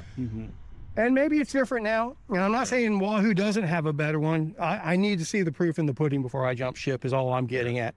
All right, so you're Really quick, speaking of this, Yeah. So I put as a heavier rider, I don't never want my seat to drop down, so I butted it up against the seat collar. So in theory, it's helping with tension of the seat dropping because it's. Does that make sense? Yeah. Yeah. That's just my little. It's a lock stock. Yeah, it's just like a tiny little bit of help. Yeah. all right. So you're running SRAM red Yeah. and full red shift control Yeah. set up on the bar. Yeah. But you're running double seat post clamps. Is it a double account? Oh yeah. Well, I just put that one on. Yeah. Well, yeah, tertiary. Yeah. Because he's a weight weenie. Yeah. Well, I'm A recovering weight weenie. recovering. Yeah. So here on the front, here's my idea. So I'm gonna film all of Unbound. So I'll have like these actually have 2-hour battery life instead of the GoPro, which is like 45 minutes ish. But anyway, so it films like right here, and then I can take it off, talk with it, and then to change the battery, I'm gonna put it here, so that I can like go like this and change it with one hand while I'm riding. I've been practicing that for like the last month. So All right. So how many of those batteries are you going to have? 7, I think, 7 or 8. Yeah. Good, how are you good gonna- thing he's not a weight weenie Yeah. anymore. And how are you going to manage those batteries? Like you're going to have charged ones in one place and then dispose of others? So I'll have 3 in here, Uh-huh. and then in the seat pack I have 3. And then I know at one point I'll have to stop and take those and put them in here.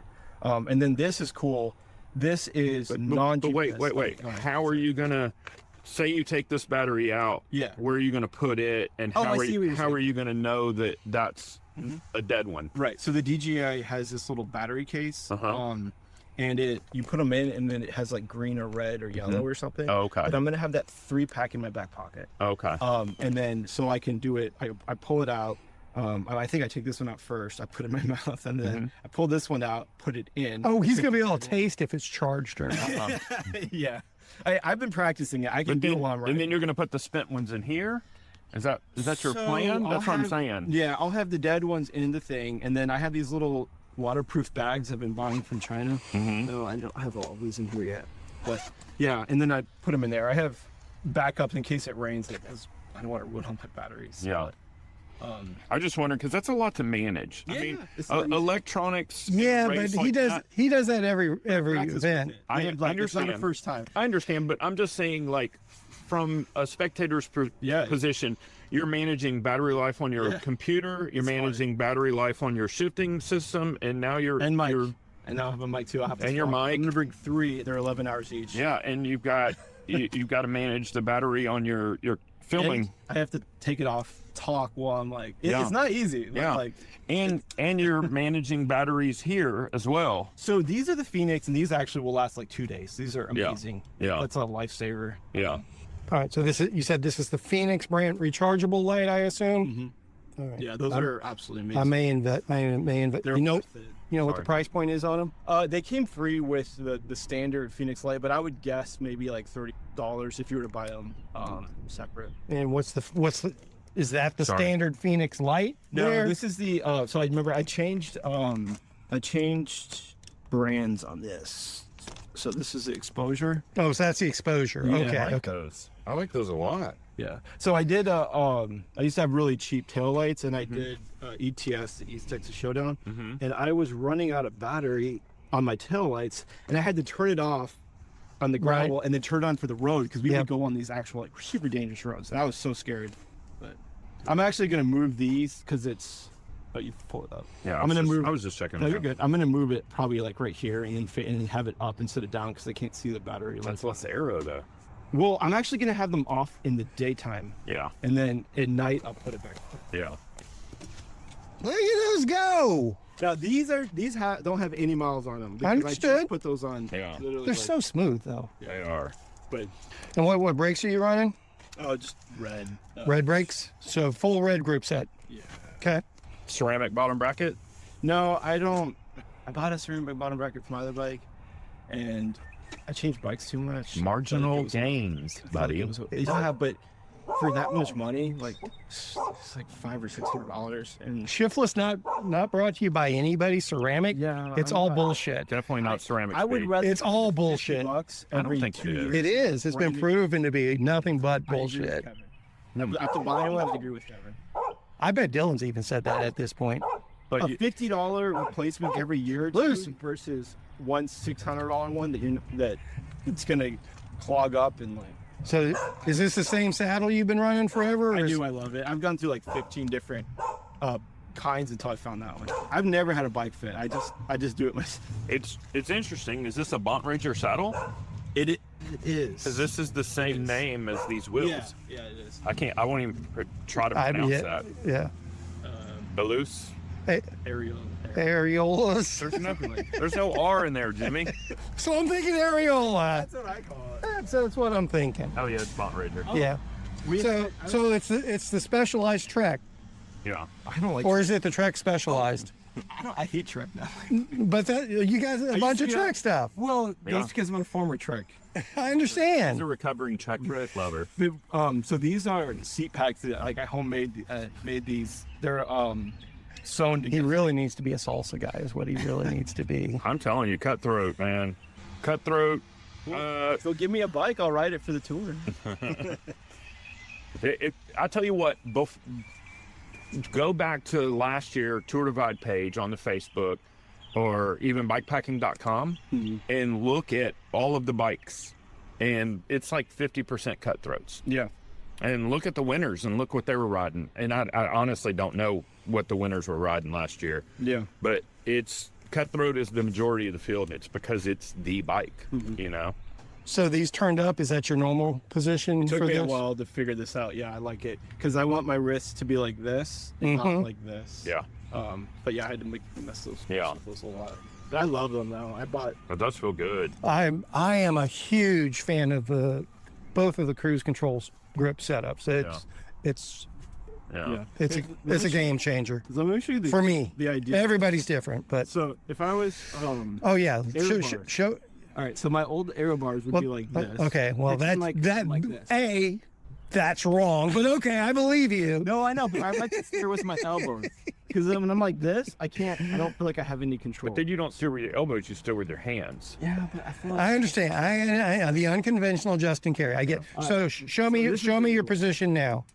so I'm like, I have different positions. One is unfortunately, I have to keep my hands up because I can't drop them into the camera. But I'll ride like this. It sucks because I can't drop them, but I'll ride like Lucy. and then the other one is like this. Yeah. So I feel like this one because I'm further back, but I'm probably like that low. And then like this. So the idea is the Okay, I misunderstood you. Okay. I thought you were saying you kind of did something like. Oh, okay. No, that's another one. So Okay. it's just different ones. Like, Okay. Like if it's like hooking them like this, if it's technical, and then like I could go like that. Okay. Move them around. Yeah. But the All right. idea would be like. All right. So and this is your Rule of 3 bike this weekend too, correct? Yeah. Anything that's not on here that you expect to be on here by this weekend, or anything that's on here now that'll be off by this? Just the Silka seat bag, right? Yeah, just a seat. Yeah. Yeah, there'll be less. I'll take the lid off. Oh, and here's something we didn't talk about. Are you running CO2s or are you running an electric pump? Oh, I'm completely CO2's done. CO2's like 2024.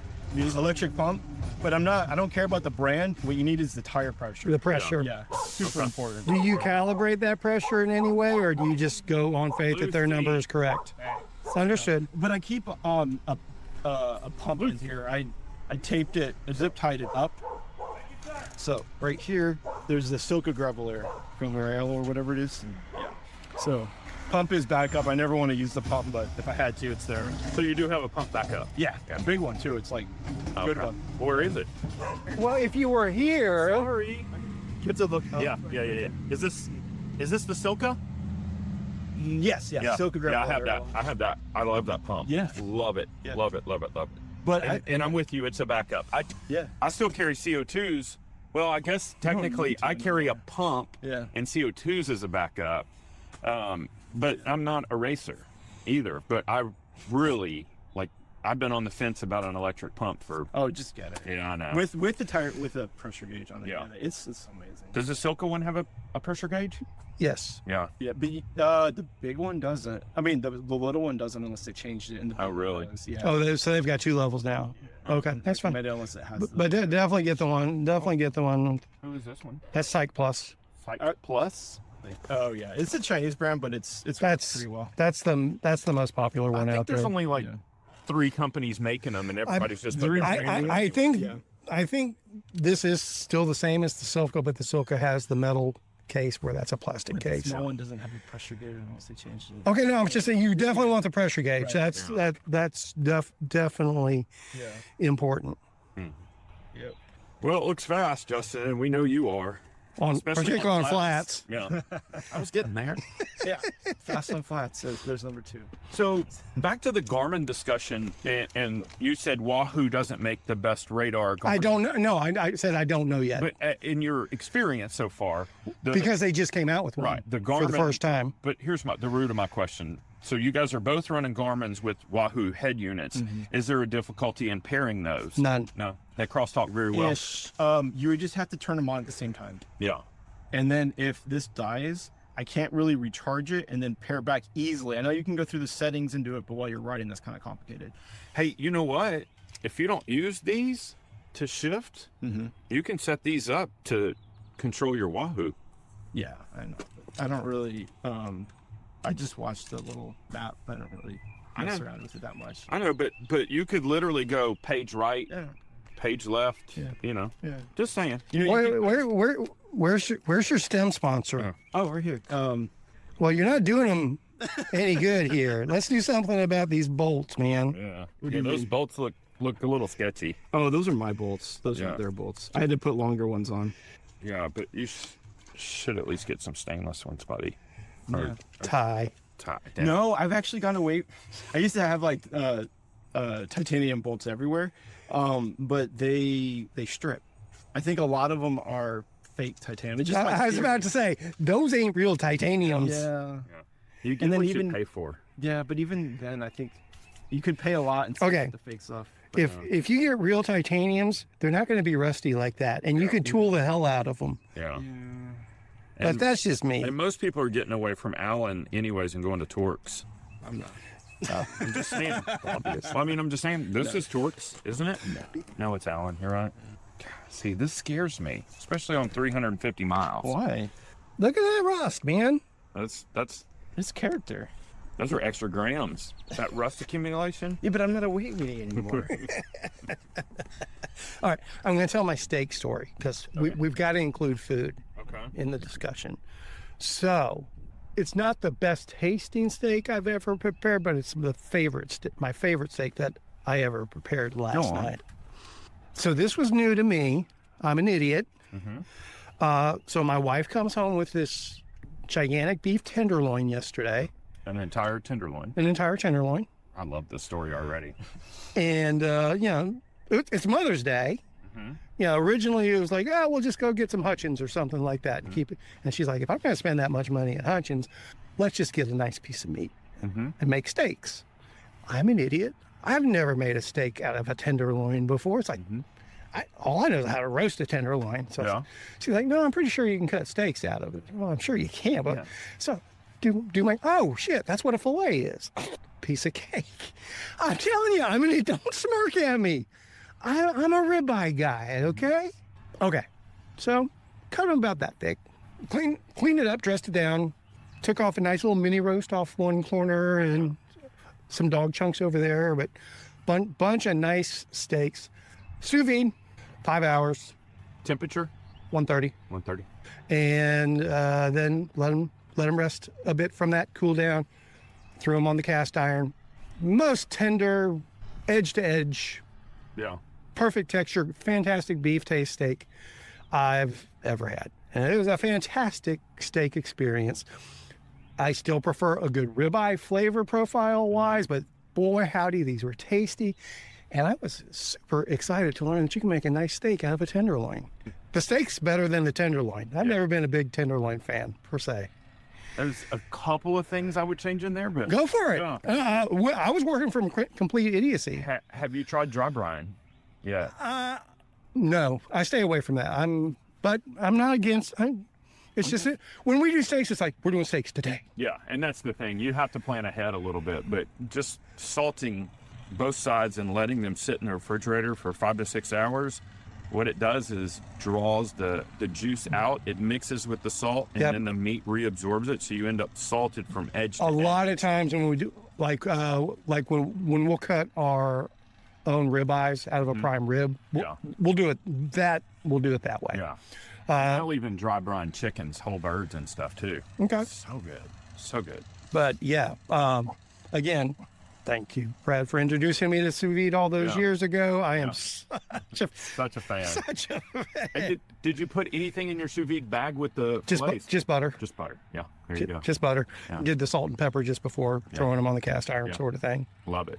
Love it. Fantastic. Love it. And no bacon or anything. Just the fillet itself is perfect. Yeah. And that was a lot of steaks for that $120 piece of meat. Oh, yeah. Yeah. That is the economical way to get a better steak. No doubt. It is cut your own. Oh, no doubt. Did you say it in the beginning? That was actually Kroger there. And typically we don't get meat from Kroger but it was a prepackaged tenderloin from somewhere. Yeah, so it wasn't the Kroger butchers messing it up this time like they usually you know do. If it was choice or prime or? I have no idea, quite frankly. Steak prices are going so nuts. Oh, I go to Costco and I look at them like, ooh. That's why you cut your own. Yeah. Come in here and look at my setup. Yeah. All right.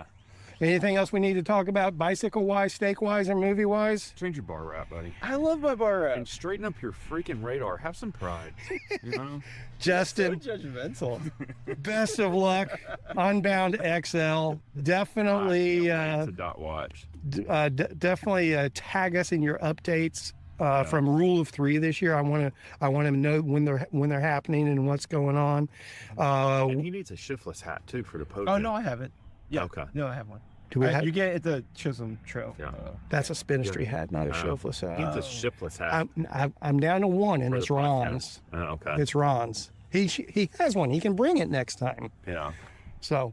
No, he has a spinistry hat. Well, we don't have shiftless hats. Oh, we need to make that happen. It's your turn to invest in stuff. Okay. All right. Well, who wants a shiftless hat? Let us know. Hey, if we get some pre-ordered. What about a t-shirt? I'm not a big hat guy, but I'll rock a shiftless t-shirt on the podium. I am working on a new t-shirt supplier. We had one that was working good for the just-in-time ordering, and then their process went to shit. No. So we have to find a new, because I'm not going to order 500 t-shirts at a time. I'm still sitting on. Or should you? For races, like a lot of, say it was Texas Chainring, could you be like, when you sign up for the race, $25, $30, and then pre-buy your shirt or something like that? Well, for the participants. You can do that, but you still have to find a way to order the t-shirts that line up with that pricing structure. Okay. So if I don't know if I'm going to sell 50 or 500, it's a totally different process. Yeah. So it's Anyway, we don't want to go into those discussions. Trust me. All right, Bradford, send them off. Oh, go ride your bike. Yeah.